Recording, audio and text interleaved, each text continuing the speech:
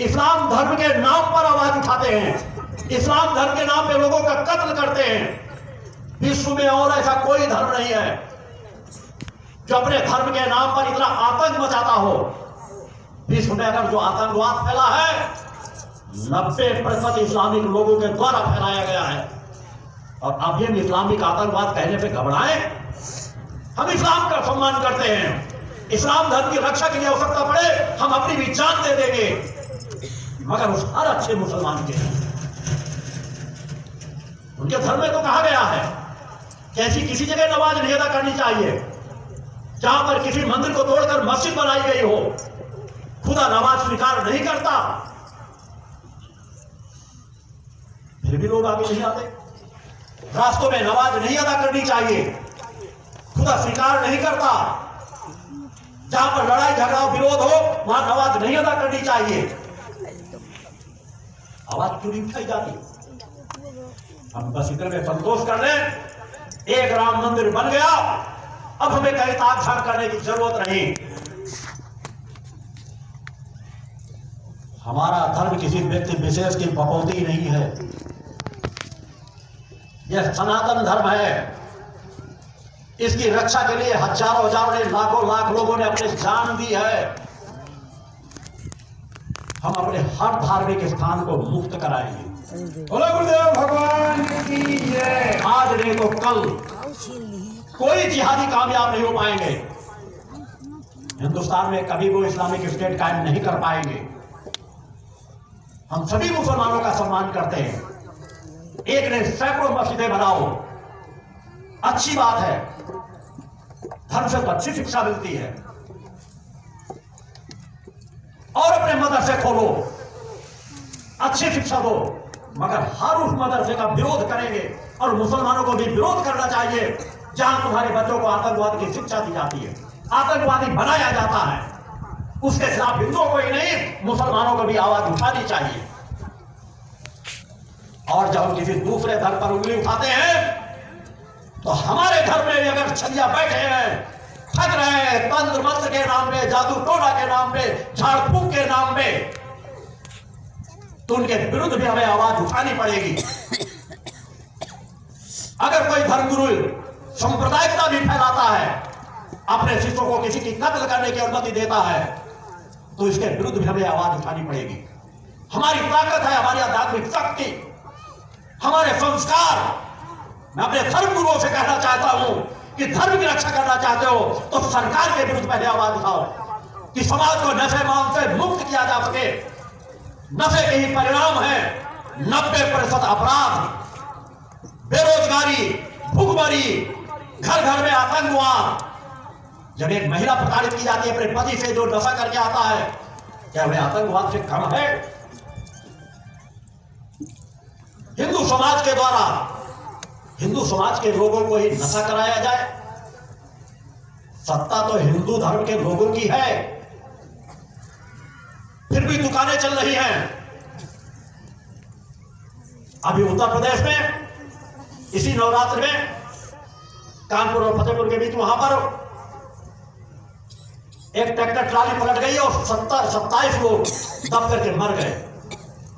जांच की गई, पता चला ड्राइवर ने शराब पी थी। आज जितने भी एक्सीडेंट होते हैं अधिकांश चीज नशे के कारण होते हैं। जितने भी अपराध होते हैं, चोरी, डकैती, लूटपाट, व्यभिचार, बलात्कार, ये सब के पीछे नशा है। नशे की दुकानें जगह जगह खोली जाती हैं, नशे का व्यापार किया जाता है। और जब लोग नशा करेंगे तो नशा करने वाला विवेकहीन बन जाता है, फिर तो अपराध करेगा ही। नशा करने वाला कभी विकास के पथ पर नहीं बढ़ पाता। जब आर्थिक तंगी का शिकार होगा तो चोरी करेगा, लूटपाट करेगा और धनवानों से ईर्ष्या करेगा, उनके विरुद्ध कदम उठाएगा। फिर वह पैसे के लिए धर्म परिवर्तन करेगा, पैसे के लिए किसी की हत्या करेगा। समाज की स्थिति इतनी बदतर स्थिति बन जाए कि 100-200 रुपए के लिए किसी का कत्ल कर दिया जाए, फिर भी हमारे धर्माधिकारी मौन बैठे रहे। यह समय मौन बैठने का नहीं, यह समय अपने कर्तव्य के पालन करने का है, आवाज उठाने का है कि समाज को नशे मान से मुक्त किया जाए। और जो भी सरकारें नशा मुक्त के लिए अभियान न चलाएं उनके खिलाफ आवाज उठाई जाए, उनको सत्ता में बैठने का हक नहीं है, अधिकार नहीं है। दूसरी तरफ मार रहे हैं हमारी सरकारें। एक तरफ तो नशे की दुकानें चला रही है, नशे की दुकानों के नाम पे दो लोगों को लूट रही है, टैक्स वसूल कर करके, और दूसरी तरफ नशा मुक्ति के अभियान भी चलवा रही है, बड़े बड़े विज्ञापन देकर। उन्हें सुधर जाना चाहिए। जनता को बेवकूफ मत बनाओ। जनता पढ़ी लिखी समझदार है, 21वीं सदी में जीवन जी रही है, अब और नहीं सहन करेगी। अतः समाज को नशा मुक्त कराओ, समाज को दिशा दो। और मैं चुनौती देता हूं, अगर मैं गलत के विरुद्ध आवाज उठाता हूं तो सभी धर्माधिकारियों को, सभी राजसत्ताओं को कहता हूं, मेरी आध्यात्मिक यात्रा में अगर एक कमी बता देना तो मैं सर झुका के 10 बार माफी मांगूंगा। बोलो गुरुदेव भगवान की जय। मेरी यह यात्रा जन कल्याण परोपकार से जुड़ी हुई है। लोगों की गलत आदतें छुड़ाकर सही आदतें सिखाता हूं, सही रास्ते में बढ़ाता हूं। यहां तंत्र मंत्र का कार्य नहीं होता पड़ोखर महाराज, यहां मां की आराधना और भक्ति होती है। यहां लोगों को भक्ति ज्ञान और आत्मशक्ति सिखाई जाती है। मेरे शिष्य 2 रुपए में बिकने वाले शिष्य नहीं हैं। होंगे आपके पास ऐसे लोग जिनको आप खड़ा करा के नौटंकी कराते हो। ये मेरे वे शिष्य जो विवेकवान हैं, चेतनावान हैं। 2 रुपए के अपनी पड़ोखर सरकार की पूरी संपत्ति भी लगा दोगे तो भी मेरे शिष्यों को खरीद नहीं पाओगे। बोलो गुरुदेव भगवान की जय। ये वह स्थान है। मेरे पास कितनी सिद्धियां हैं तुम गिन नहीं पाओगे पड़ोखर महाराज। अपने आप को पड़ोखर सरकार कहते हो, पड़ोखर महाराज कहते हो। मैं आपको पड़ोखर महाराज कहता हूं क्योंकि आपने कहा मैं ब्राह्मण हूं, ये हूं, चुनौती स्वीकार करता हूं। मेरे अगले दरबार को रोक दें। मैं किसी का दरबार रोकने नहीं आया हूं। दरबार को आप और चलाओ जिससे समाज देख सके कि आप जैसे लोग क्या कर रहे हो। समाज जागे बैठी है और समाज स्वयं आंदोलन करे कि क्या सही हो रहा है, क्या गलत हो रहा है। अरे लोगों को इतना बता देने से क्या कल्याण होगा कि वो उनका नाम क्या, उनके बाबा दादा का नाम क्या, उनका घर किधर है, कहाँ है, कैसा है। इसके तो मैं अपनी यात्रा के पहले नामांकित प्रमाण समाज को दे चुका हूं, मगर कभी चमत्कार के रूप में नहीं, कभी मंचों का मैंने उपयोग नहीं किया। और इसको बताने वाले हमारे देश में सैकड़ों मौजूद है।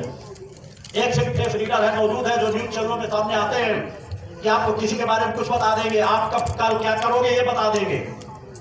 वो पहले से लिख के ले आते हैं, तुम क्या लिखोगे ये लिख के पहले अपने से ले आएंगे।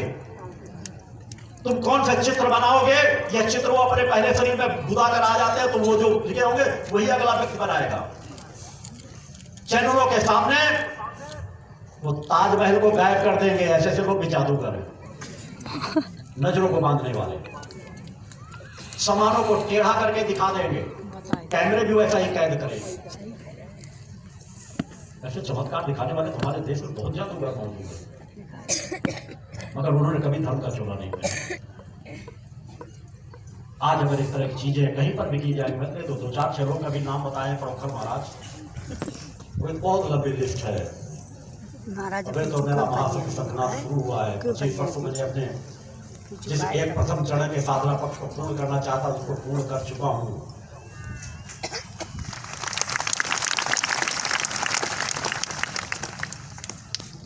अभी तो मैं अनेकों लिस्ट पेश करूंगा, सब लोग एक साथ हो जाना।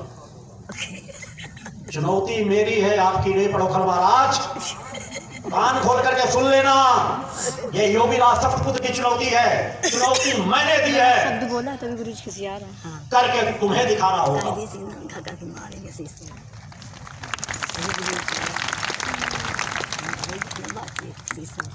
समय निकलता जा रहा है, तुमने सरस्वती कहा कि मैं सरस्वती का प्रयोग कर रहा हूं।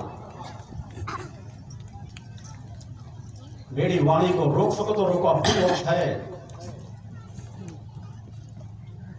6 बजे तक मेरा कार्य चलेगा, क्षमता हो तो कम से कम 5:15 बजे तक मैं बोलूंगा। शक्ति हो तो 5:15 बजे महाशक्ति संघनाद होगा। मैं केवल पढ़ोकर महाराज आपको ही नहीं कह रहा, आपके तरीके जो और देश भर में जितने तंत्र मंत्र जादूगर प्रेमा साईं जैसे लोग जो ऐसा लोगों को बता दें जैसे हजारों भूतों प्रेतों को उन्होंने कैद कर रखा है, उनके छड़ी के अंदर कैद है, उनके चारों तरफ पहरेदारी कर रहे हैं, अपने इशारे में किसी को जलाकर राख कर देते हैं ऐसे लोगों को।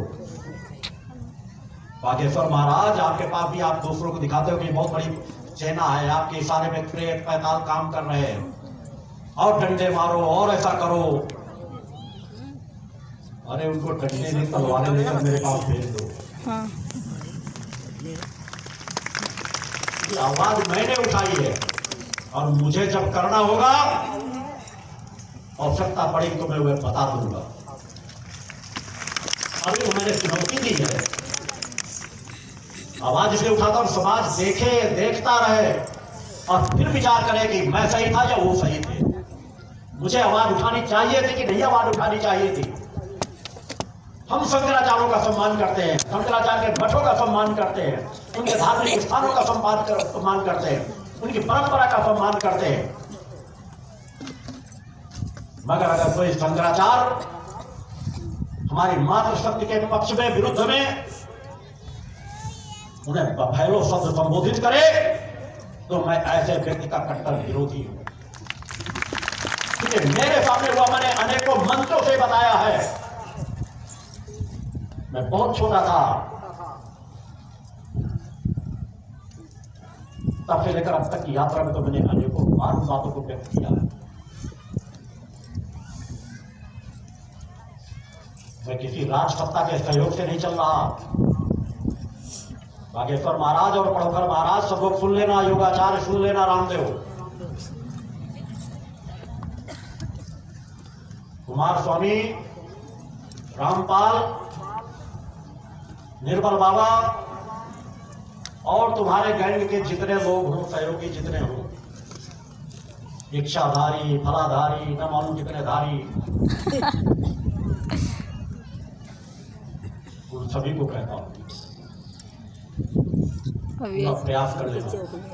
मैं किसी धन बल के प्रयास से वैभव से कार्य नहीं करता, किसी राजनेताओं के सहयोग से कार्य नहीं करता। मैं करता हूँ माता आदि सच्ची जगदम्बा की कृपा के द्वारा।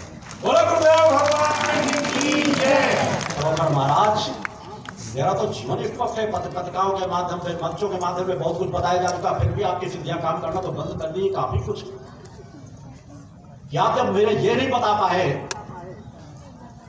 लोगों को गलत बताया कि मेरी तुम्हारी 25 साल पहले मुलाकात हुई है, मेरी कभी तुमसे मुलाकात नहीं हुई, जिसको समाज को गुमराह मत करो। अगर ऐसा कोई एक प्रमाण दे दोगे तो मैं आजीवन आपकी गुलामी करूंगा। बोलो गुरुदेव भगवान की जय। यह धार्मिक स्थान तो कभी गुलाम नहीं होगा, न तुम मुझे कभी गुलाम बना पाओगे, क्योंकि मैं जानता हूं। मगर कहीं पर भी तो कुछ सही ज्ञान कराए होते, दूसरों को बताते हो, हमें बता देंगे, वो बता देते हैं, ये ऐसा कर देंगे, वैसा कर देंगे, झूठी जानकारियां दे सकते हैं कि मैं ऐसा करता था, मैं ऐसा करता था। मेरा क्यों तो बचपन से लेकर समाज के पीछे यात्रा, समाज के पीछे मैं कब कहाँ रहा हूँ, एक एक दिन का, एक एक मिनट का खाका मिल जाएगा। फिर भी गलत जानकारी आपने हासिल की, आपकी विद्याएं क्या काम कर रही है। और थोड़ा सा प्रयास करो। पढ़ोकर सरकार, मैंने कभी पेड़े नहीं बेचे, ये पेड़ा बेच रहा है। मैंने कभी सरकारी नौकरी नहीं की, मैं केवल एक सरकारी नौकरी करती हूँ, जो माता आदि शक्ति जगदम्बा जगदम्बा।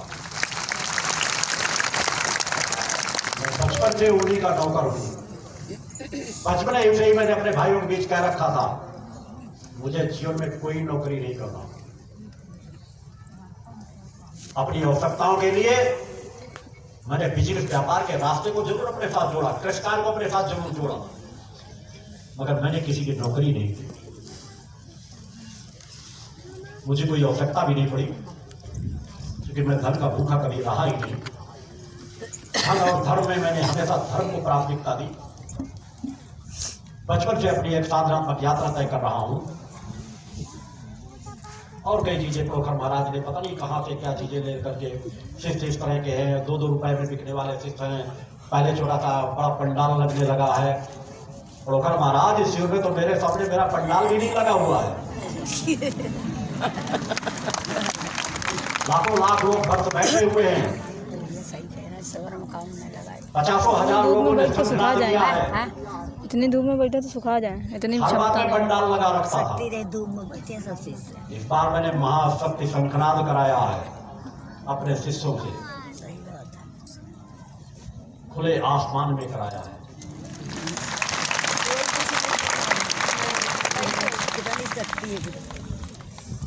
प्रोखर महाराज और प्रयास करना, मेरी चेतना तरंगों को भेद सको तो प्रयास करना। प्रोखर महाराज चूतिया बजरंग बली के उपासक को अच्छी बात है, हमें तो सरस्वती मिलता की उपासना को अच्छी बात तो है। बहुत अच्छा होगा अगर आप बजरंग बली की उपासना करो, सरस्वती की उपासना करो।